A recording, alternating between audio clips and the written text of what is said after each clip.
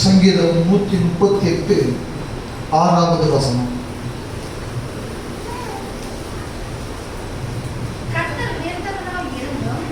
கர்த்தர் உயர்ந்தவராயிருந்து தாழ்மையுள்ளவனை நோக்கி பார்க்கிறார். மேன்மையானவனையோ தூரத்திலிருந்து அறிகிறார். ஒரு கண்களை கொண்டு சொல்கிறார். மகா இரக்கமும் கிருபையும் நிறைந்த எங்கள் ஆண்டவரை இந்த நாளுக்காக அவை அன்போடு ஸ்தோத்தரிக்கிறோம் ஐயா. என் தகப்பனையும் சமுத்திர அடிமையை தாழ்த்துகிறேன் வெறுமையா கரத்தில் ஒப்படைச்சிருக்கிறேன். அடிமையுடைய பாவங்களை குற்றங்களை ஒரு வீச தயவாய் மன்னித்து உடைய ரத்தை கோட்டைக்குள்ள அடிமை மூடி மறைத்துக் கொண்டு என் ஆண்டவர் மாத்திர வெளிப்படுவாராக. அப்பா நீங்க பேசுறப்பா, நாங்கள் கேட்கிறோம் ஐயா. கேட்கிறதான தகப்பனை ஸ்தோத்திரங்கள் செவிகளையும் இருதயத்தையும் ஆண்டவரை ஸ்தோத்திரம் நீர் ஒரு பட்சமாக திருப்பிக் கொள்ளும்படிக்காக நாங்கள் செவிக்கிறோம் ஐயா. எல்லா தடைகளையெல்லாம் நீக்கி போடுவீராக. கர்த்தர்களுக்காக யுத்தம் பண்ணுவார் என்று சொன்ன வேத வாக்கியத்தின்படி இந்த நாளில் ரீபியாக்கரவாள சந்தரவன் யாக்குள்ளவா வானமண்டலத்தில் எழுதி போராடுகிற எல்லா அந்த காலத்தின் கிரிகளை வல்லமைகளையும் சேனைகளையும் கர்த்தர் தாமே சோதரார் எங்களுக்காக கழிந்தவர்களுக்கு வீராக நமாரியா போராடாக சபரிகளாகியது யாக்கரவாள என் ஆண்டவர் தாமே சோதரார் தொடர்ந்து பொறுப்பெடுத்துக் கொள்ளுங்க. ஆளுகை செய்க வழிநடத்துங்க. கர்த்தராகிய இயேசு கிறிஸ்துவின் நாமத்தில் ஜெபிக்கிறோம் ஜீவனுள்ள நல்ல பிதாவே, ஆமென். அல்லேலூயா. வாசிக்கலாம்.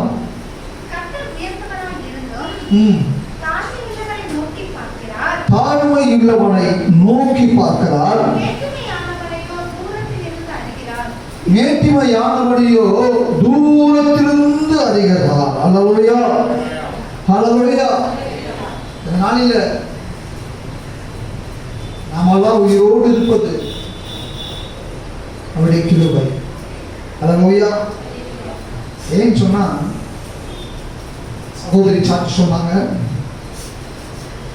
கொரோனாவின் காரியங்கள் மிகவும் ஆபத்தானதாக இருந்தது. அது ஆபத்தாக இருந்தது எனக்கு, ஆனா ஆபத்து மாதிரி பெருசான ஒரு காரியம் மாதிரி எல்லாம் பில்டப் பண்ணி எல்லாம் பண்ணிட்டாங்க. அதுதான் உண்மை. ஏன்னா அந்த மெடிக்கல் லைனில் சம்மந்தப்பட்டு இருக்கிறவங்களுக்கு ஒரு சில காரியங்கள் நடந்தும். நீதிமான்கள் என்று சொன்னால் தன்னை தாழ்த்துகிறவர், தேவனுடைய சமூகத்திலே தன்னை தாழ்த்துகிறவர்,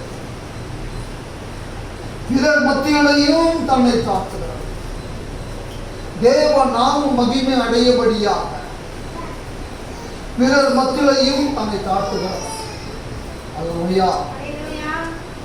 தாழ்மை உள்ளவனை அவர் நோக்கி பார்க்கிறார்.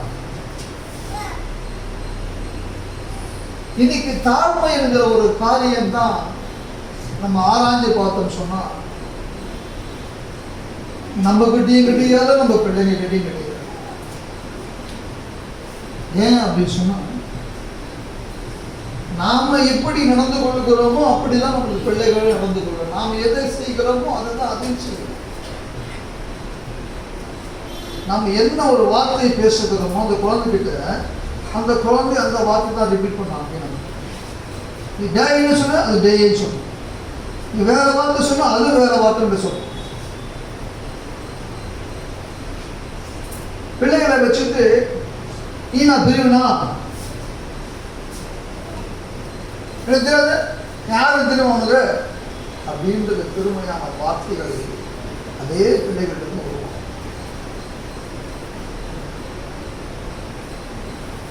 இது தாழ்மைக்கு அடையாளம் அல்ல, பெருமைக்குரிய வார்த்தைகள். நான் என்ன வார்த்தைகள் இன்னைக்கு நம்மள அநேகர்கிட்ட இருக்குது.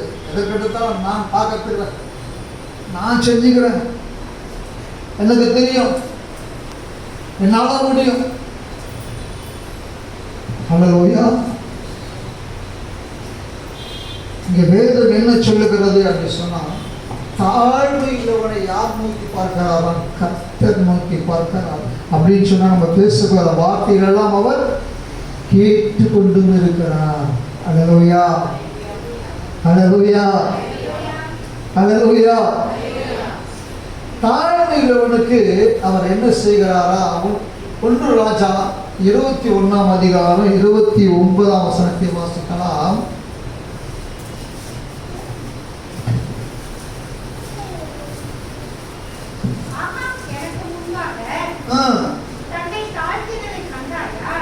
ஆகா, தனக்கு முன்பாக என்னை தாழ்த்தினதை கண்டாயா?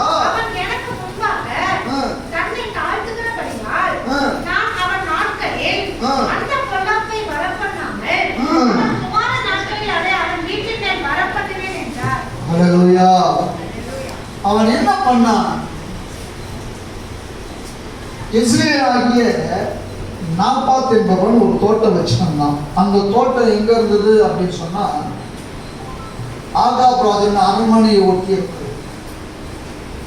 அது நான் நினைக்கிற ஒரு கௌரவ குறைச்சலா இருக்குமோ அப்படின்னு. இவர் ராஜா போய் அவனை கூப்பிட்டு கேட்கிறார், அந்த இடத்துல கொடுத்துருப்பா, அதுக்கு ஈடா வேற இடம் வேணுமானும் தரேன், அல்லது பணம் வேணுமானும் தரேன் அப்படின்னு சொன்னார். ஆனால் அவர் என்ன சொல்றாரு? நான் எடுக்க மாட்டேன். அல்லேலூயா. 3 வாசிச்சு சார். நான் என் பிதாக்களின் சுதந்திரத்தை, அதாவது தலைமுறையாக வச்சுட்டு இருக்கிறார். அப்பாவின் சொத்து பிள்ளை பிள்ளை அடுத்தது பேரனுக்கு இப்படியாக பிதாக்களின் உமக்கு கொடாதபடி கர்த்தர் என்னை காப்பாராக என்றார். சொல்லிட்ட உடனே அவர் என்ன பண்ணாரு? மனசு ஒடிஞ்சு போயிடார் ராஜா. அந்த சோகமான முகத்தோட வீட்டுக்கு வராரு. என்னுடைய மனைவி எசபேல் பார்க்குறாங்க, என்ன ராஜா அப்படி வரீங்க, மூஞ்சி தீ வச்சு மாதிரியா இருக்கிறீங்க அப்படின்னு கேட்குற போது அவருக்கு மாத்திரம் தான் கற்று சொன்னார். அவ்வளோதானே, இப்போ நிம்மதியாக தூங்குங்க, எல்லாம் நல்லபடியாக. இந்த மாதிரி என்ன பண்ணா, ராஜாவோட கையெழுத்து போட்டு முத்திரையை குத்தி அனுப்புகிறாங்க. அவனுக்கு விரோதமாக ஒரு கூட்டம் போடுங்க, அவனை கொண்டு வாங்க, அவனுக்கு எதிராக 2 சாட்சி எடுத்துங்க, அவனை கல்லெறிந்து கொள்ளும்படியான ஒரு தீர்ப்பு வழங்குங்க அப்படின்னு சொல்லிட்டு கல்லெறிந்து அவனை கொண்டு போடாது. அல்லேலூயா. இப்போ யாரும் இல்லாத சொத்து அது என்ன பண்ணோம்? கவர்மெண்ட்டுக்கு போய் சேரும். ராஜா வந்துச்சு, இதை கர்த்தர் பார்த்தார். அல்லேலூயா. எலியா என்கிற தீர்க்கதரிசியை அவர் அனுப்புகிறார். அல்லேலூயா. 19 வாசிக்கலாம். நீ அவனை பார்த்து அல்லேலூயா, நீ கொலை செய்ததும் எடுத்துக்கொண்டதும் இல்லையோ என்று கர்த்தர் சொல்கிறார். நாய்கள்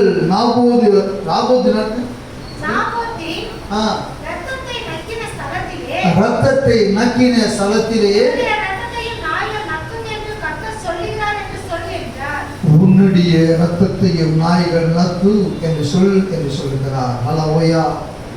எத்தனை ஒரு கடுமையான ஒரு தீர்ப்பு கர்த்தருடைய வாயிலிருந்து வருகிறது. அவன் நல்லவனாக இருந்தான்.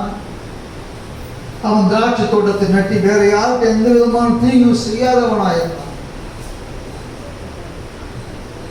இவன் ராஜா போய் அவன்கிட்ட கேட்கறதுக்கு பதிலாக இந்த அம்மா எசேக்கியேல் என்ன பண்ணான்? தந்திரமான முறையிலே ஆட்களை அனுப்பி அவனை கொலை செய்தான். எனவேதான் இங்கு சொல்லப்பட்டிருக்கிறது. வாசிங்க 19. நீ அவனை பார்த்து நீ கொலை செய்ததும் எடுத்துக்கொண்டதும் இல்லையோ என்று கர்த்தர் சொல்கிறார். கர்த்தர் சொல்லுகிறார், நாய்கள் நாபோத்தின் ரத்தத்தை நக்கின ஸ்தலத்திலே உன்னுடைய ரத்தத்தையும் நாய்கள் நக்கு என்று சொல்லியிருக்கிறார். அல்லேலூயா. இதெல்லாம் கேள்விப்பட்ட உடனே ராஜா என்ன பண்றார்? பயம் வந்துச்சு. இவன் முதல்ல என்ன பண்ணா, அவங்க அப்பா செஞ்ச மாதிரி கூட செய்ய, இவன் தேவையில்லாத காரியங்கள்லாம் செய்வான். தேவாலயத்தில் வான சேனைகளுக்கு பலிபீடங்களை கட்டினான், தேவாலயத்தை விக்கிரக சபை நாட்டினான். இப்படியான பல காரியங்களை கர்த்தருக்கு விரோதமான காரியங்கள்லாம் அவன் செய்யலாம். ஆனாலும் கர்த்தருக்கு விரோதமான காரியங்களை செய்த ஆகாபுக்கு கர்த்தர் அந்த மனம் இறங்குகிறார். என்ன செய்கிறார்? இப்ப 29 வாசிக்கலாம். கர்த்தர் தம்முடைய ஊழியக்காரணியாகிய இலியாவுக்கு சொல்கிறாரு, ஆகார் எனக்கு முன்பாக தன்னை தாழ்த்துகிறதை கண்டாயா? கர்த்தருக்கு விரோதமாகவே செஞ்சான். அவன் மனைவி ஒரு நல்லவனை கொலை செய்கிறான். இந்த பழியெல்லாம் யார் மேல வந்தது? ஆகாபின் மேல. கர்த்தரே பார்த்து தன்னுடைய ஊழியக்காரன் அனுப்பி அவனை சொல்கிறார். அல்லேலூயா. ஆனால் இந்த ஆகாப் என்ன பண்றான்? கர்த்தருக்கு முன்பாக தன்னை தாழ்த்துகிறான். அல்லேலூயா. அவன் தன்னை தாழ்த்துகிறதை கர்த்தர் நோக்கி பார்த்து எலியாவிற்கு சொல்லுகிறார். அல்லேலூயா. 9 வாசிகள். அவன் எனக்கு முன்பாக தன்னை தாழ்த்துகிறபடியா நான் அவன் நாட்களில் அந்த பொல்லாப்பை வரப்பண்ணாமல். அல்லேலூயா. அந்த பொல்லாப்பை வரப்பண்ணாமல் அவன் குமாரனுடைய நாட்களில் அதை வரப்பண்ணுவேன். முதல்ல என்ன சொன்னாரு?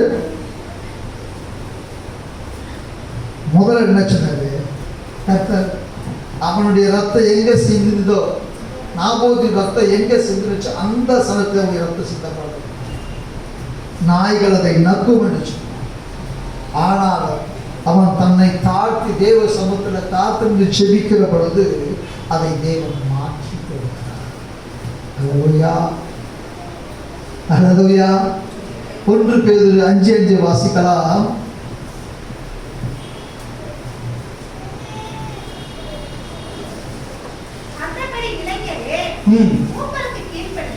மூப்பருக்கு கீழ்ப்படியுங்கள்.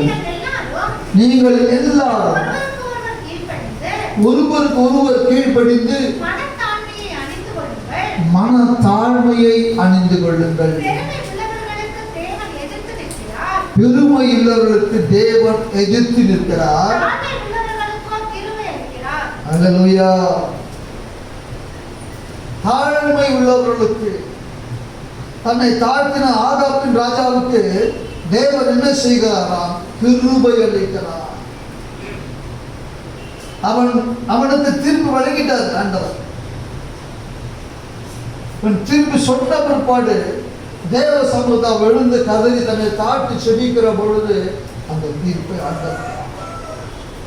தாழ்மையுள்ள செல்லம், தாழ்மையுள்ள மன்றாட்டு கர்த்தர் அங்கே ஏற்றுக்கொண்டு அவனுக்கு கிருபையாய் அவன் காலத்திலே அவனுக்கிட்ட நடக்க வேண்டியதை மாற்றி போடுகிறார். எப்படி மாற்றுகிறார் சொன்னால், பிதாக்கள் செய்வதை பிள்ளை மடிய செய்கின்றே என்று சொல்கிறார். அல்லேலூயா. அல்லேலூயா. தாழ்மை உள்ளவர்களுக்கு தக்க கிருபை அளிக்கிறவராக இருக்கிறார். அல்லேலூயா. 2 நாளாகவும் 12:7 சற்று வாசிக்கலாம்.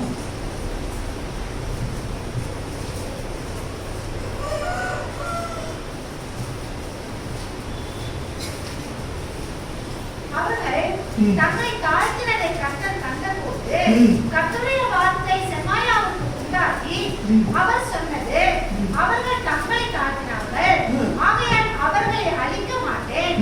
என் முக்கிரகம் சீஷாக்கை கொண்டு எருசலேமின் மேல் ஊற்றப்படாதபடிக்கு அவர்களுக்கு கொஞ்சம் சகாயத்தை கட்டளையிடுவேன். அல்லேலூயா. சாலமோனின் மகனாகிய ரெகொபெயாமுடைய நாட்களில் நடந்த காரியங்களாயிருக்கிறது. அவனும் அவனை சேர்ந்தவர்கள் யாவரும் நியாயப்பிரமாணத்தை விட்டு விட்டார்களாம். தான் தோண்டித்தனமாக செயல்பட்டு வந்தார்கள். தனக்கு இஷ்டமானதெல்லாம் அவர் செய்தாங்கன்றது இங்கே குறிக்கப்பட்டிருக்கிறது. அவன் யூதா கொடுத்த அரணான படங்களை பிடித்து வந்தவன் யாரு?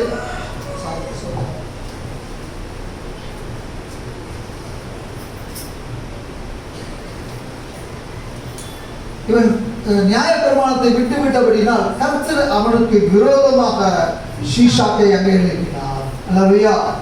அவன் வந்து அங்க ஸ்தோத்திரம் ஸ்தோத்திரம் ஸ்தோத்திரம்.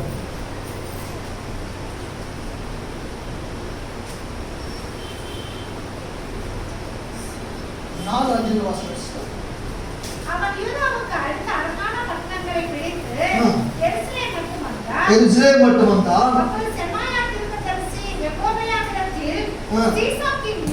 ஷீஷாக்கின் நிமித்தம்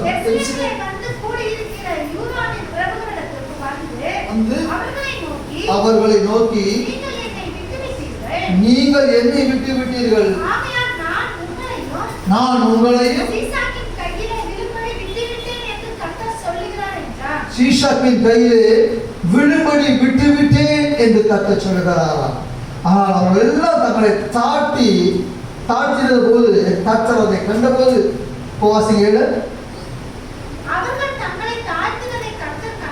கண்டபோது கர்த்தருடைய வார்த்தை செமாயாவுக்கு உண்டாகி அவர் சொன்னது அவர்கள் தங்களை தாழ்த்தினார்கள், ஆகையால் அவர்களை அழிக்க மாட்டேன். என் உக்கிரம் சீஷாவை கொண்டு எருசலேமில் ஊற்றப்படாதபடிக்கு அவர்களுக்கு கொஞ்சம் சகாயத்தை கட்டளை கொடுக்கிறார். அல்லேலூயா. அந்த ஜனங்களை அழிக்காதபடிக்கு அவர்களை காக்கும்படியாக அவர் தங்களை தாழ்த்தினபடியாக அவர்களுக்கு கொஞ்சம் சகாயம் செய்கிறார். மத்திய 8:8 வாசிக்கலாம்.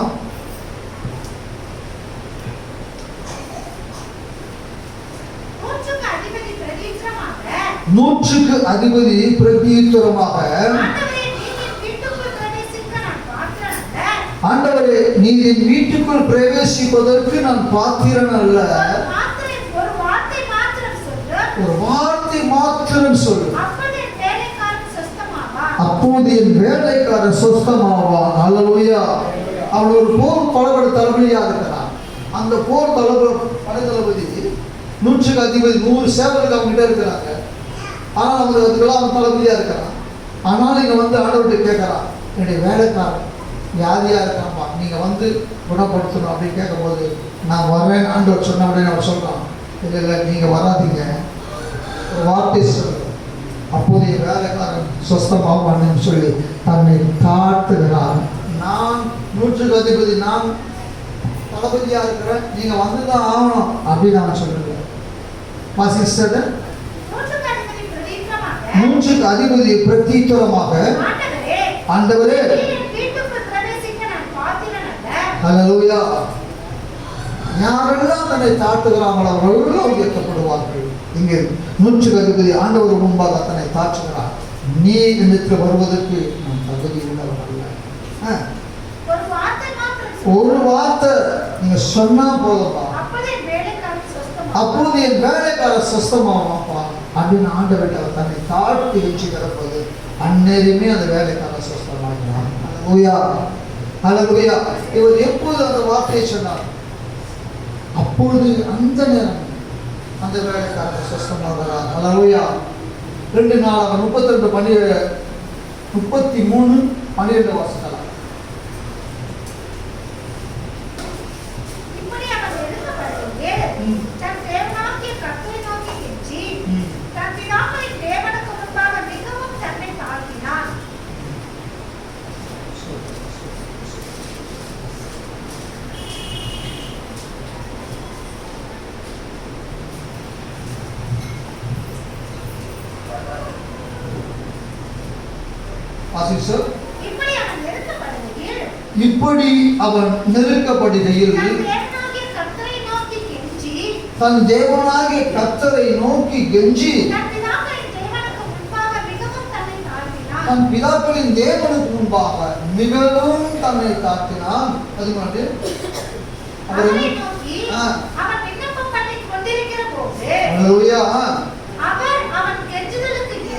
இறங்கி ஜெபத்தை கேட்டு அல்லேலூயா. அல்லேலூயா. அவன் எசேக்கியா ராஜாவுடைய மகனா இருக்கிறான்.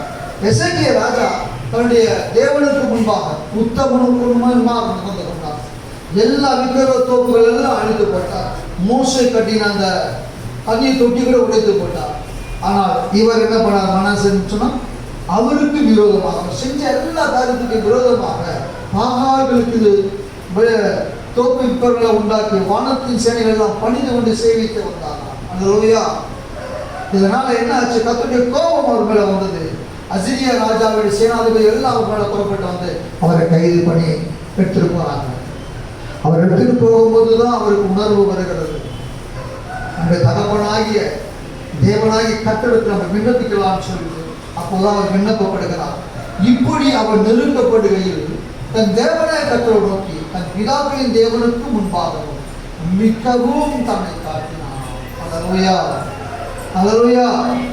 தன் பிதாக்களின் தேவனுக்கு முன்பாக மிகவும் தன்னை காட்டினார். அவரை நோக்கி அவன் விண்ணப்பம் பண்ணி கொண்டு இருக்கிற போது அவன் நெஞ்சுதலுக்கு இறங்கி அவன் ஜெபத்தை கேட்டு அவனை திரும்பி எருசலேமில் தன்னுடைய ராஜ்யத்துக்கு அவனை வரப்பட்டினார். அப்போது அவன் சொன்னார், கர்த்தரே தேவன். அப்போது மனாசே ஆகிறார். அல்லேலூயா, அல்லேலூயா. கர்த்தருக்கு விரோதமான காரியங்கள்லாம் செய்து வந்த மனாசே தான் அடிமையாக கொண்டு போகிற போது அங்கே இருந்து கர்த்தரை யோசிப்பார். கர்த்தரிடத்தை விண்ணப்பம் செய்வார், ஜெயிச்சுக்கிறார். அந்தவரை நம்ம மன்னியும், நான் தெரியாம செஞ்சேன், நம்ம மன்னிங்க. ஒவ்வொருவரும் சரி நம்முடைய பாவங்களை நாம் அறிக்கை செய்யும், நம்முடைய குற்றங்களை எல்லாம் அவர்கிட்ட அறிக்கை செய்யும். நம்ம தேவ சமூகத்தில் கெஞ்சுக்கிறோம். அவர் இறக்கமுள்ள பிதாவா இருக்கிற அப்படின்னா நம்முடைய பாவங்களை மன்னித்து நம்மையும் அவர் தூக்கி எடுக்க வல்லமை உள்ளவராக இருக்கிறார். அல்லேலூயா, அல்லேலூயா. அவர் எங்க இருக்காரு? எருசலேமை கொண்டு விட்டு அந்த ராஜ்யத்துக்கு திரும்பி அவர் பண்ணினார். அல்லேலூயா, அல்லேலூயா. அப்போதான் அவர் சொன்னாரு, கர்த்தரே தேவன் என்று மனாசே அறிந்தார். வேறு ஒருவன் அவரை விடுவிக்கல, கர்த்தர் தாமே அவரை விடுவித்தார். அல்லேலூயா. லூக்கா 15:18 வாசிக்கலாம்.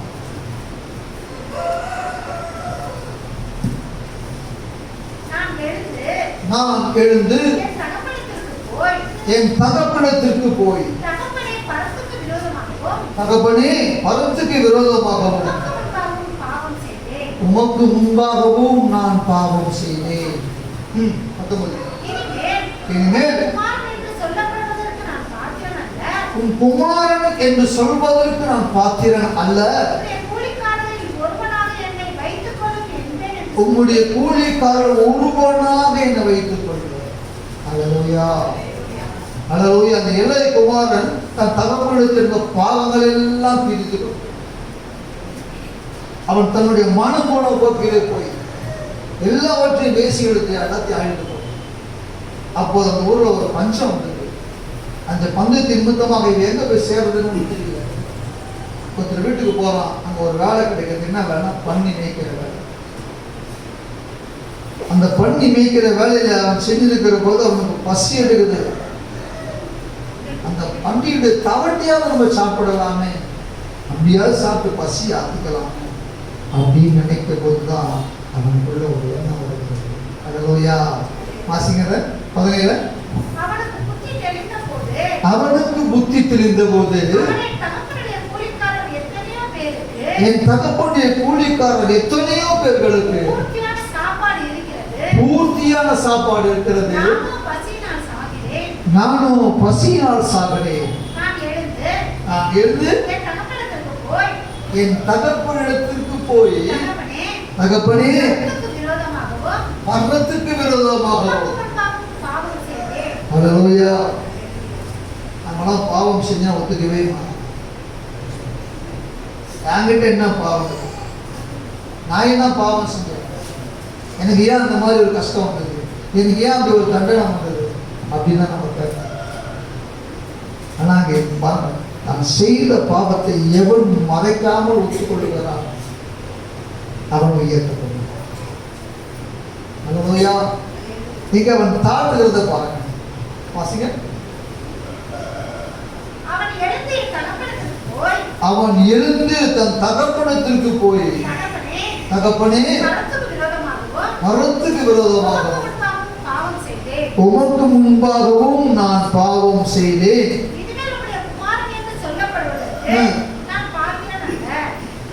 ஆதாம் தான் செய்த ஒரு பாவத்தை ஒத்துக்கொள்ளாததினால் இந்த பூலோகத்துக்கு சாபம். அவர் என்ன சொன்னார்? ஆமாண்டவர், நான் தப்பு பண்ணிட்டே நான் மன்னிச்சிடுங்கன்னு ஒரு வார்த்தை கூட சொல்லல. நீ கொடுத்த சிறியானவள் எனக்கு கொடுத்தா நான் சாப்பிட்டேன் அப்படின்னா சொன்ன. அவர் தன்னை தாழ்த்தி ஆண்டவரை தெரியாம செஞ்சுட்டேன் அப்படின்னா ஒருவேளை பிதாவாகிய தேவன் மனம் இறங்கி இருப்பார். ஏன்னா அவருக்கு ரொம்ப பிரியம். அவனுடைய சாயலாகவே அவனை அப்படி அவன் படைத்த பிற்பாடு கூட அவனுக்கு அந்த ஏதேன் தோட்டம் முழுவதையும் அவன் கேள்தான். முதல்ல ஒருத்தங்கிட்ட கொடுத்தாரு கேள்வி. அவன் அங்க இருந்து தான் என்ன பண்ணான்? நான் மேலே ஏறுவேன், அவருடைய சிங்காசத்தை உட்காருவேன் அப்படிலாம் அவன் நினைச்சு உடனே மக்கள் தெரிவி கொடுத்தார். ஆனால் இந்த ஆதாமை அங்கே வச்சிருக்கிறார். இந்த ஆதாம் ஏவாளை பேச்சை விட்டு அந்த கண்ணியை சாப்பிட்ட பிற்பாடு கூட மன்னிப்பு பெற்றுக்கலாம். அந்த வரை தெரியாம பண்ணிட்டு நான் தப்பு பண்ணிட்டேன்ப்பா, நீங்க சொன்னீங்க, அவர் சொல்லாம இருந்தா பரவாயில்ல, அவர் சொன்னால அந்த சொல்லி வார்த்தையை அவர் தட்டிட்டார். நீங்க சொன்னீங்க, அந்த நான் கேட்டேன் வந்துட்டேன்ப்பா, நம்ம தெய்வம் பண்ணீங்க அப்படின்னு ஒரு வார்த்தை கொண்டுதான் பரவாயில்ல. இன்னைக்கு இந்த பூலோகத்துக்கு சாபம் வந்திருக்காங்க. இத்தனை பேர் ரட்சிப்பு வந்திருக்க மாட்டேங்கிறது தெரியல. அதுவே சொன்னாங்க. ஆனால் தன்னை தாழ்த்துவதே உயர்த்தப்படுவான். இங்கே அவன் தான் செய்த பாவத்தை அவன் அறிக்கையிடுகிறான். வாசிங்க.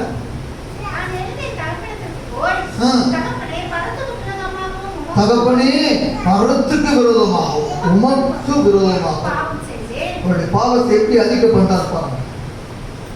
பூலோகத்தின் தகப்பனுக்கு தான் துரோகம் பண்ணியிருக்கிறாரு.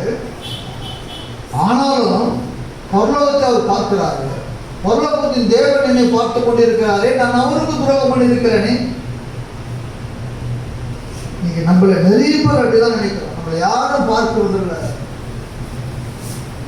யாரும் நம்மளை கேட்க மாட்டாங்க அப்படின்னு நினைச்சுக்கிறோம். கர்த்தர் நம்மை பார்த்து கொண்டு இருக்கிறார். அவர் தூரத்திலிருந்து நம்மை பார்த்து கொண்டு இருக்கிறார். அல்லேலூயா. இங்கே அவர் சொல்லுகிற வார்த்தை, பரத்துக்கும் உமக்கும் விரோதமாக நான் பாவம் செய்தேன். அல்லேலூயா. கொடுத்தது எல்லாத்தையும் அவர் எழுத போய்விட்டார். ஆண்டவர் எத்தனையோ தாளங்களை கொடுத்திருக்கிறார், கிருபை வரங்களை கொடுத்திருக்கிறார். இவைகள்லாம் நாம் என்ன பண்ணணும்? இரட்டிப்பாக வேண்டும். மாறாக நாம் என்ன பண்ணணும்? இழந்து போய் கொண்டு அவளை இழந்து போடுவதால்தான் நமக்கு கஷ்டங்கள் வருகிறது.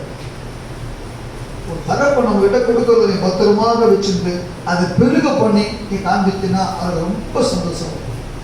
நீ கொடுத்ததையே வச்சிருக்க அப்படின்னா, நான் அதை கொடுத்தேன், அதை என்ன பண்ணேன், அது என்ன போட்டேன் கேட்பாங்களா கேட்க மாட்டாங்க.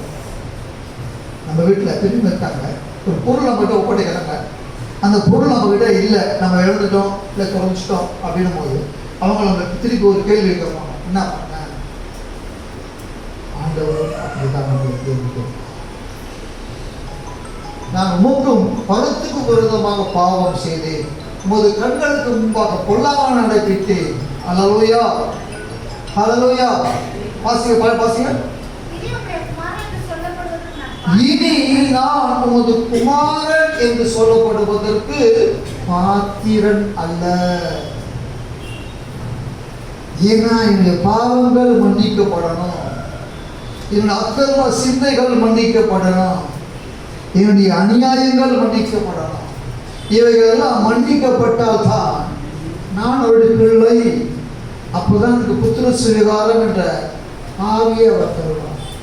என்னுடைய பாவங்கள் மன்னிக்கப்படாத பட்சத்தில் எனக்கு எப்படி அந்த சுதந்திரம் கொடுப்பார்? நான் ஒத்துக்கொள்ளணும். முதலாவது ஆண்டவரே நான் பாவம் செஞ்சேன், மன்னிச்சு. இந்த பாவத்துக்கு நானே முழு பொறுப்பையா?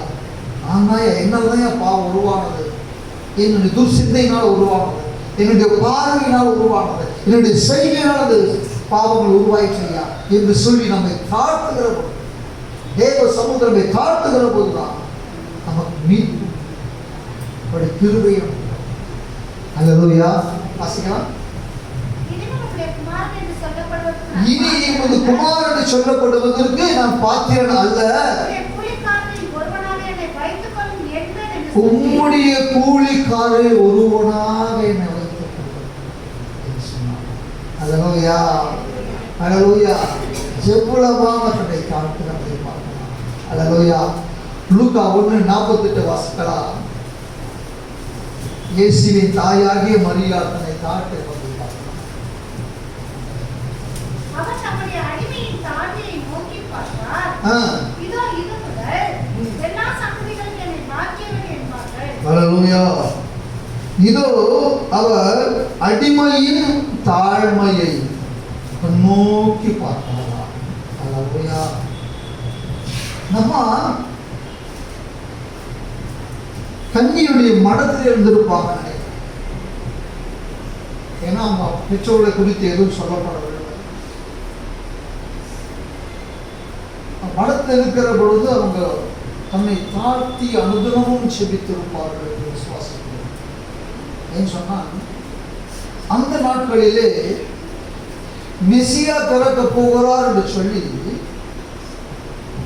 ராஜாவின் குடும்பத்தில் உள்ளவர்கள், அரசு குடும்பத்தை சார்ந்தவர்களும் பிரபுகளின் குடும்பத்தை சார்ந்தவர்களுமாக நிறைய பேர் விசுவாசித்து தங்கள் குடும்பத்தில் அவர் உதிக்க வேண்டும், அதாவது பிறக்க வேண்டும் என்று அவளோடு செபித்துக் கொண்டிருந்தார்களாம். அல்லேலூயா. ஆனா அவ்வளவு பெரிய ஆட்களுக்கெல்லாம் கிடைக்காத ஒரு பாக்கியம், பெரிய ஒரு பாக்கியம். எனவேதான் அந்த அம்மா சொல்றாங்க, அடிமையின் தாழ்மையை கண்டோம். அல்லேலூயா. 38 வாசிக்கிறதுலயே அதற்கு மரியாள். அல்லேலூயா. அவங்க சொல்ற வார்த்தையை பாரு. இதோ நான் ஆண்டவருக்கு அடிமை, உம்முடைய வார்த்தையின்படி எனக்கு ஆக கடவது என்றாராம். அல்லேலூயா. அல்லேலூயா. 28 வாசிங்க அப்படியே தொடர்ந்து. ஆமா அதே தேவதூதன் பிரவேசித்து கிருபை பெற்றவளே நீ வாழ்க. அல்லேலூயா. அல்லேலூயா. அவர் தாழ்மையை தன்னுடைய ஆடையாக அணிந்து கொண்டபடியினாலே தேவதூதன் அங்கு வந்து இறங்கி அவர் சாட்சி கொடுக்கிறார். என்னவென்று? கிருபை பெற்றவளே. தேவனிடத்திலே அந்த அம்மா கிருபை பெற்றிருக்கிறாங்க. கிருபை என்பது ஒரு பெரிய அன்பு. இதுக்கு அகல நீளம் உயரம் எதுவுமே கிடையாது. அவ்வளவு பெரிய அன்பு தேவனிடத்தில் கிருபை பெறுகிறது என்ற ஒரு காரியம், பெரிய காரியம். நோவா உலகமே அழிக்கப்பட்ட போது கர்த்தருடைய கண்களில் நோவாவுக்கு கிருபை கிடைத்தது. அது போன்றுதான் உலகத்திற்கு ஜனங்கள் அவளோடு காத்து கொண்டிருக்கிறாங்க. எங்க குடும்பத்தில் வந்து மேசியா திறக்கணும், எங்க குடும்பத்தில் திறக்கணும் அப்படின்னு எவ்வளவு வாஞ்சையோடு காத்துட்டு இருப்பாங்க. ஆனால் அத்தனை பெரிய இல்லாத ஒரு கிருபை இந்த அம்மா கிடைக்கிறது. அல்லேலூயா. கிருபை பெற்றவளே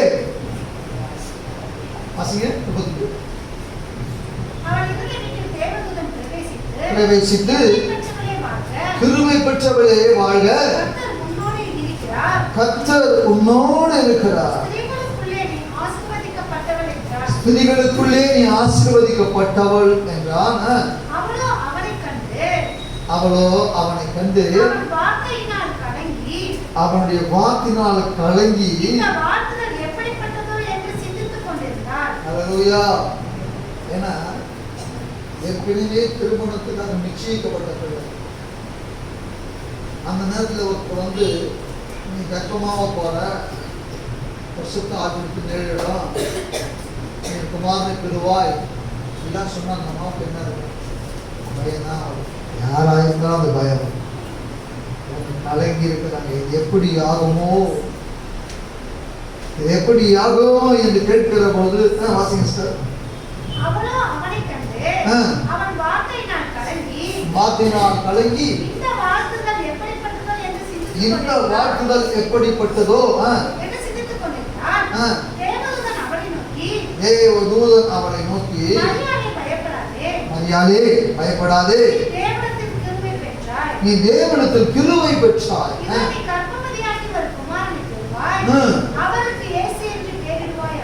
அல்லேலூயா. தேவனுடைய ரகசியத்தை அவர் அங்கு வெளிப்படுத்துகிறார். பரலோகத்தின் ரகசியங்கள் கர்த்தருடைய கிருபை பெற்ற இடத்தில் தான் வெளிப்படுகிறது. அந்த உலகம் அழிக்கப்படுகிறது என்ற ஒரு செய்தி நோவாவுக்கு அறிவிக்கப்பட்டது. அந்த நோவாவை கொண்டு தேவன் எல்லா உயிர்களையும் அழிக்காமல் நோவாவையும் ஒரு குடும்பத்தையும் பேழைக்குள்ளாக காப்பாற்றினார். ஆனால் இங்கே வாசிங்கத, நீ கர்ப்பவதியாகி ஒரு குமாரனை பெறுவாய் என்கிற ஒரு திட்டம் உலகம் தோன்றுவதற்கு முன்பாகவே உதயமாயிருக்கிறது.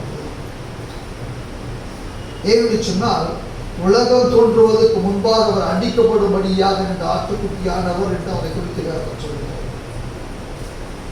இந்த ரகசியத்தின் மேன்மைகள் எல்லாம் அந்த கிருபை பெற்ற இடத்தில் தான் விளக்கப்படுகிறது, சொல்லப்படுகிறது. கிருபை வாசிங்க,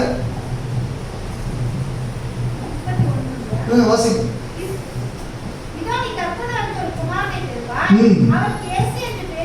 அவருக்கு இயேசு என்று பெயரிடுவாயாக, அவர் பெரியவராயிருப்பார், உன்னதமானவரின் குமாரன் எனப்படுவார்.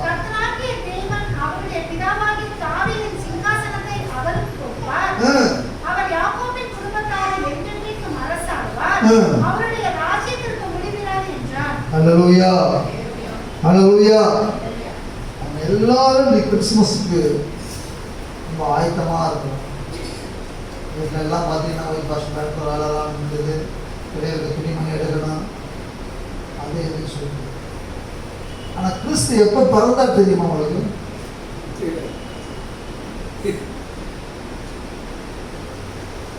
கிறிஸ்து இந்த பூமியில் எப்போ பிறந்தார்? நம்ம உலகத்தில் பிறந்திருக்கிறா இருக்கிறா? அல்லேலூயா. அன்னைக்கு தான் கிறிஸ்துமஸ்.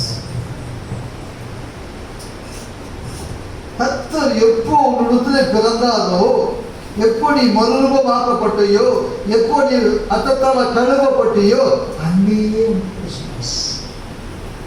வரப்போற நாட்கள் கிறிஸ்துமஸ் அல்ல. எப்போ நீ மூழ்கி ஞானஸ்தானம் எடுத்துட்டியோ, ஆண்டவருடைய வார்த்தை எப்போ உங்களுக்கு இருக்குதோ, கிறிஸ்துமஸ். அல்லேலூயா. இன்ன வரைக்கும் அவர் எப்போ பிறந்தாரு, எத்தனை மணிக்கு பிறந்தாரு, எந்த இடத்துல பிறந்தாரு என்ற தகவல் ஊர்ஜிதமாக ஆகலாம். இன்னும் ஊர்ஜிதமாக இன்னும் ஆராய்ந்து கொண்டுதான் இருக்கிறாங்க பிறப்பை குறித்து. வருகை சமீபித்திருக்கிற இந்த நாட்களிலும் கூட அதை ஆராய்ந்து கொண்டுதான் இருக்கிறாங்க. எனவேதான் நாம பெந்தகோஸ்து சபைகளில் பெரும்பாலும் வந்துட்டு நெய் செலுத்திருக்காங்க. அவங்களெல்லாம் வந்து பார்த்தீங்கன்னா கரெக்டாக அந்த 24 நைட்டு உடனே கரெக்டாக 12 மணிக்கு பிறந்தாருவாங்க. ஹல்லேலூயா, ஹல்லேலூயா. இந்த கிறிஸ்துமஸ் விழாவை கொண்டாடுவதற்கு முன்பாக நீங்க ஒரு ரகசியத்தை மாத்திரம் தெரிந்து கொள்ள. அது என்ன ரகசியம்னா, மரியாதத்தில் காணப்பட்ட அந்த தாழ்மை.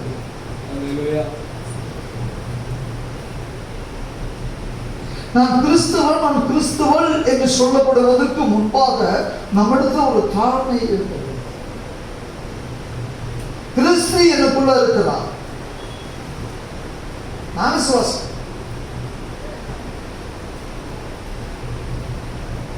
அதற்கு முன் அடையாளம் என்ன? நாம பேசுகிற வார்த்தைகள் என்ன, செயல்படுகிற விதங்கள் என்ன?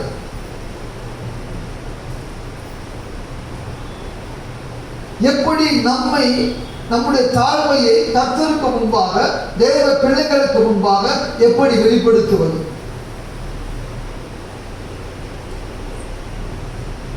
நம்ம தான் கீழ்ப்படியதே இல்லையே.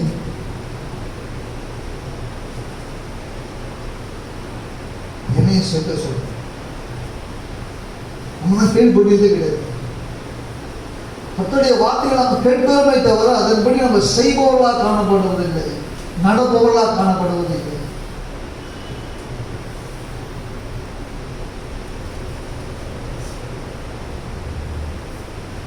தாழ்மை நம்மிடத்தில் வேண்டும். தாழ்த்துகிறவனே உயர்த்தப்படுவான். தாழ்மை உள்ளிடத்தில் கிருபை பெறுகிறது.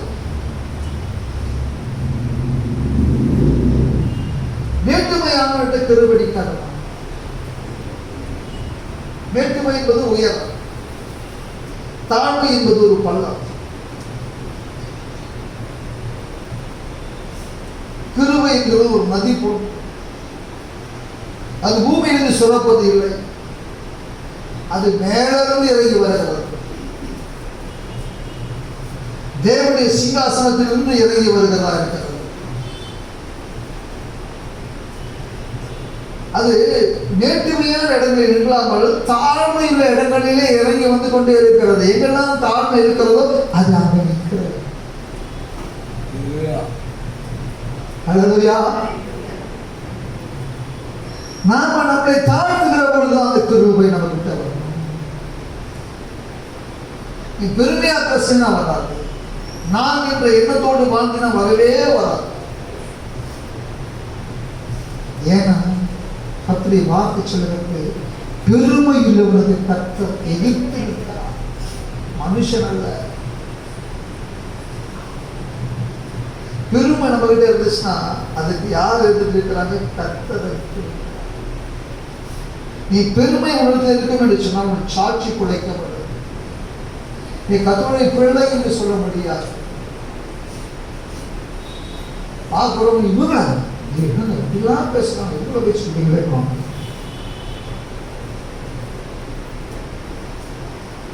அப்புறம் எப்படி நம்ம கிட்ட இருந்து கிருபை இருக்கும்? யோசனை பண்ணி பார்ப்போம். வெளிப்படுத்தும் விசேஷம் 22 அதிகாரம் 1 வசனத்துல கொஞ்சம் வாசிக்கலாம் பார்க்கலாம். ஆமாமா, முதல் அதிகாரம்.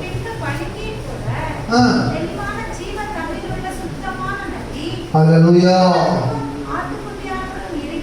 ஹல்லேலூயா. ஹல்லேலூயா. எங்கிருந்து புறப்பட்டு வருகிறதா? சிங்காசனத்திலிருந்து புறப்பட்டு வருகிறதா? அது மேட்டிமையான இடத்துல நிற்காது, தாழ்மை இடத்துல அது இறங்கி வந்துட்டே இருக்குது. ஹல்லேலூயா. ஜீவ தண்ணீர் அது. ஹல்லேலூயா. அதை நாம் பெற்றுக்கொள்ள வேண்டும் என்று சொன்னால் நம்மிடத்தில் தாழ்மை. சரி, இயேசுவின் தாழ்மை சற்று வாசிக்கலாம். பிலிப்பியர் 2 அதிகாரம் 8 வசனத்தில் வாசிக்கலாம்.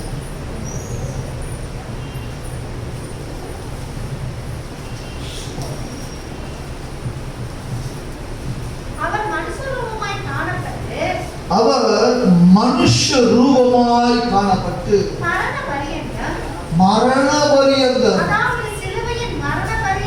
அதாவது சிலுவையின் மரண பரியந்தமும் கீழ்ப்படிந்தவராய். ஹல்லேலூயா.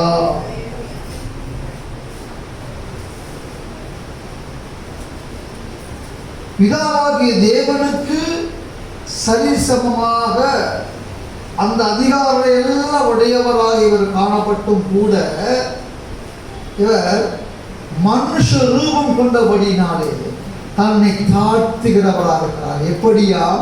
மரண பரியந்தம்.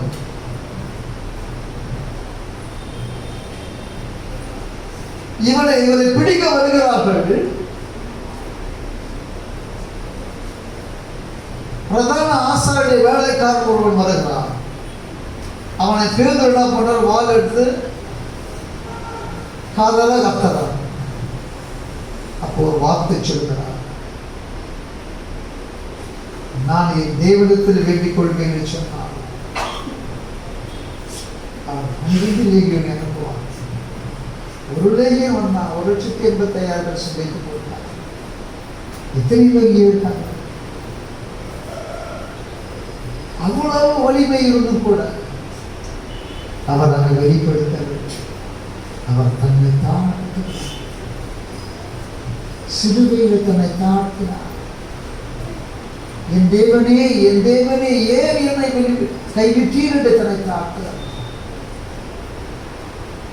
இதாவே இவர்களுக்கு மன்னியம் என்று சொல்லி தன்னை தாழ்த்தினார். என்னை கொலை செஞ்சினாங்க, என்னை அவமானப்படுத்தினாங்க, நான் அடிச்சாங்க, அப்படி சொல்லி அவர் கேட்கிறார். ஆகவே தெரியாம செய்தாங்க, மன்னிங்க. சிலுவை மரணம் பரியந்தம் தன்னை தாழ்த்தினாரா? வாசிங்கள். அவர் மனுஷ ரூபமாய் காணப்பட்டு மரண பரியந்தம்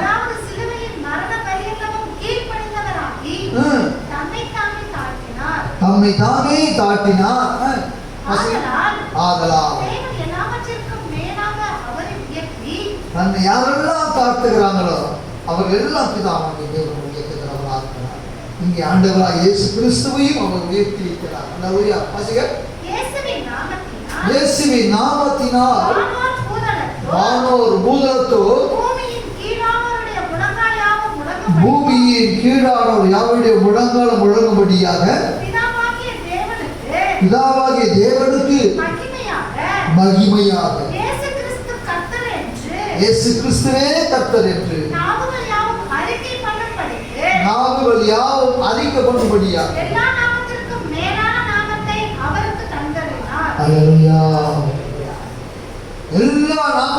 மேலான ஒரு நாமத்தை அவர் கொடுத்திருக்கிறார். அல்லேலூயா. பிதாவாகிய தேவனுக்கு அடுத்ததாக என்னை காண்கிறவர் என் பிதாவை காணுகிறார். அவர் என்ன செய்ய சொல்றார் அதுதான் நான் சொல்றேன், செய்வேன். நான் விசுத்தமாக செய்வேன். என்னுடைய இது ஒன்றும் கிடையாது. பிதாவின் சித்தத்தை நிறைவேற்ற நான் பூமிக்கு வந்தேன் அப்படின்னு சொல்லி தன்னை எல்லா வகையில் அவர் தன்னை தாழ்த்தி கொண்டே எனவேதான் 11 வாசிங்க சார். பிதாவாகிய தேவனுக்கு மகிமையாக இயேசு கிறிஸ்து கர்த்தர் என்று நாவுகள் யாவும் அறிக்கை பண்ணும்படிக்கும் எல்லா நாமத்திற்கு மேலான நாமத்தை அவருக்கு தந்தறினார். அல்லேலூயா. யாக்கோபு 4:10 வாசிக்கலாம்.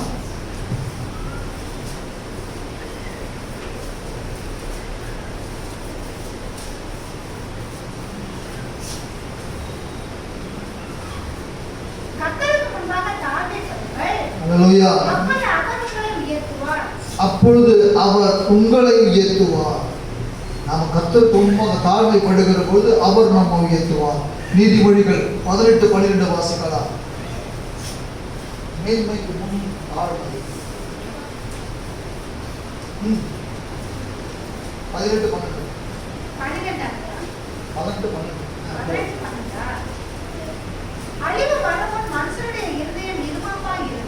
அல்லேலூயா. ஒரு மனுஷன் என்ன சொல்லுவாங்க, அதாவது கனாவட்டில் போகிறான், இல்லை கனாவட்டில் பேசுகிறான் அப்படின்னு சொல்லுவாங்க. இதெல்லாம் என்ன நினச்சிட்டு போகுது, அழிவு தான் எல்லாம் அப்படின்வாங்க. இதான் சொல்லப்படுது. ஆண்டவருடைய வார்த்தை தெளிவாக சொல்லப்படுகிறது. வாசிங்க. இருமாப்பா இருக்குமா? மேன்மைக்கு முன்னானது தாழ்மை. நீ மேன்மை அடையணும் விரும்பினா தாழ்மையை அணிந்து கொள். அல்லேலூயா. 1 பேதுரு 5ஆம் வசனத்தை வாசிக்கலாம். 5:6.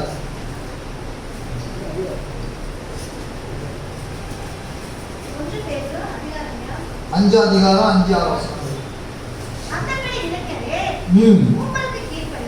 உங்கள் மூவருக்கு கீழ்ப்படியுங்கள். நீங்கள் எல்லா ஒருவருக்கு ஒருவர் கீழ்ப்படிந்து மன தாழ்மையை அணிந்து கொள்ளுங்கள். பெருமை உள்ளவர்களுக்கு தேவன் எதிர்த்து நிற்கிறார். தாழ்மை உள்ளவர்களுக்கு கிருபை அளிக்கிறார். ஏற்ற காலத்திலே தேவன் உங்களை உயர்த்தும்படிக்கு அவருடைய பலத்த கைக்குள் அடங்கி இருங்கள். அல்லேலூயா. நீதிமொழிகள் 29:23 வாசிக்கலாம்.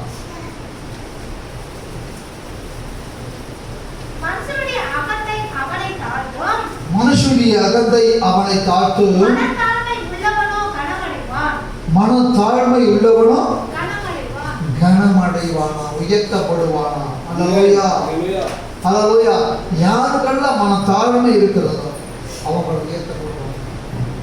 இப்போ மன தாழ்மையா பேசுறவனை பார்த்தா வா தம்பி, வாங்க வாங்க சொல்லுங்க உட்காருங்க அப்படின்னு பேசுவோம். தன்னாட்களை பார்த்தா வா சரிப்பா அப்படின்னு சொல்லுங்க. இதான் மன தாழ்மைக்கு வித்தியாசம். தன்னை தாழ்த்துகிறவன் தான் எல்லாருமே பிரியமா இருப்பான். நான் இந்த அதான் அப்படின்னு மேலே மாவட்ட தூக்கி நடக்கிறான் பார்த்தீங்களா, அவனை யாருமே கிடைச்சி சொந்த பிள்ளையாக கூட சரி அவன் உலகத்தினவர்களாக பண்ணுகிறான். எங்கேயாவது அடிவாங்க உட்படுவாங்க அப்படின்னு நான் சொல்லுவான். எங்கேயா சரியா வாங்கிக்கன்னா திருடுவான் அப்படின்னு சொல்லுவான். அழகையா சொந்த பிள்ளையாக தான் பேசு. ஏன்னா வீட்டில் சரியில்லைன்னா உலகத்துல சரிப்படுத்தணுமா, வெளியில தான் சரிப்படுத்துவாங்க. வீட்டில் அணங்காது, வெளியில் அடிக்கிறோம். அதுக்கு தான் மன தாழ்மை. அல்லேலூயா. இவங்க வீட்டில் அடங்கி தாழ்மையாக கற்றுக்கிட்டு வெளியே போனாங்கன்னா கனமாடிவாங்க. அல்லேலூயா. அல்லேலூயா. சரி, நீதிமொழிகள் 11:2 வாசிக்கலாம். 11:2 தாழ்மைக்கு வரும் பலன். தாழ்ந்த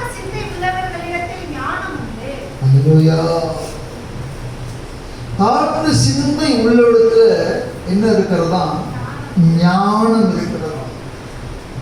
அப்படின்னு சொன்னா அவங்களுக்கு என்ன இருக்கிறதுனா கர்த்தருக்கு பயப்படும் பயம் இருக்கிறது. கர்த்தருக்கு கீழ்ப்படுகிற எண்ணம் இருக்கிறது. கர்த்தருடைய வார்த்தைக்கு செவி கொடுத்து நடக்க வேண்டும் என்கிற சிந்தை அவருக்கு இருக்கிறது. அப்படி என்னதான் அந்த ஞானம் அவர்களுக்கு கிடைக்கும். அல்லேலூயா. இன்னும் வாசிக்கலாம். அகந்தை இருந்தால் லட்சை பிரச்சனைகள் வருமா. வாசிக்க. தாழ்ந்த சிந்தை அவர்களுக்கு ஞானம் உண்டா. அல்லேலூயா. நீதிமொழிகள் 22:4 வாசிக்கலாம்.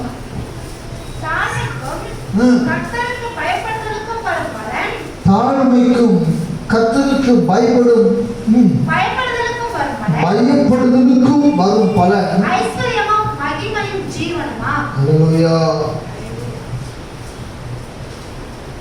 தாழ்மை இவர்களுக்கு ஞானம் கிடைக்குது. அந்த ஞானத்தின் மூலமாக கர்த்தருக்கு பயப்படும் பயம் அவருக்குள்ளாக தன்னாலே வருகிறது. இந்த தாழ்மையும் கர்த்தருக்கு பயப்படுதும் பயத்தை உடையவர்களுக்கு என்னென்ன கிடைக்குமா, அந்த பூமியில ஐஸ்வர்யம் கிடைக்குது, மகிமை கிடைக்குது, ஜீவன் உண்டா. அல்லேலூயா. அல்லேலூயா. இப்போ சொல்லுங்க, நம்ம ஏன் தாழ்மையா இருக்கக்கூடாது? பெருமைன்றதே வேண்டாம். நம்ம தாழ்மையை அடைந்து கொள்ளுகிற போதுதான் இந்த மூன்றும் இந்த பூமியிலே நமக்கு கிடைக்க பாருங்கள். ஐஸ்வர்யம், மகிமை, ஜீவன். அல்லேலூயா. நம்ம தாழ்மையின் கோலத்தை அணிந்து கொள்ளும் பொழுது, அதை அணிந்து கொள்ளுகிற பொழுதுதான் கர்த்தர் நம்மை பார்க்கிறவராக இருக்கிறார். அல்லேலூயா. மேன்மையானவனையோ தூரத்திலிருந்து அறிகிறார். மேற்றுமை சிந்தனைகளையும் அவர் அறிந்திருக்கிறார். நம்மகிட்ட என்னென்ன சிந்தனை வருவான், நாம் அப்படி பண்ணணும், அப்படி பண்ணணும், நம்ம மேலே போகணும், அந்த மேற்றுமை சிந்தை எல்லாம் எல்லாம் கர்த்தர் கொடுக்கிறது அப்படின்ற தாழ்மை வரணும். அது நம்ம அநேகருக்கு இருக்கான்னு தெரியல. நிறைய பேர் நான் பேசுகிற போது நான் என்ற வார்த்தையோடு சேர்த்து தான் நான் பார்த்துக்கிறேன், நான் செய்வேன் அப்படின்ற வார்த்தையோடு தான் அவர் சொல்றதை நான் கேள்விப்பட்டிருக்கேன். வாசனை 138:6 வாசி முடிக்கலாம். கர்த்தர் உயர்ந்தவராய் இருந்து தாழ்மை உள்ளவனை நோக்கி பார்க்கிறார், நேர்மையானவனையோ தூரத்திலிருந்து அறிகிறார். அல்லேலூயா. கேட்ட வசனத்தின்படியே கர்த்தர் நம்மை ஆசீர்வதித்து நடத்துவாராக.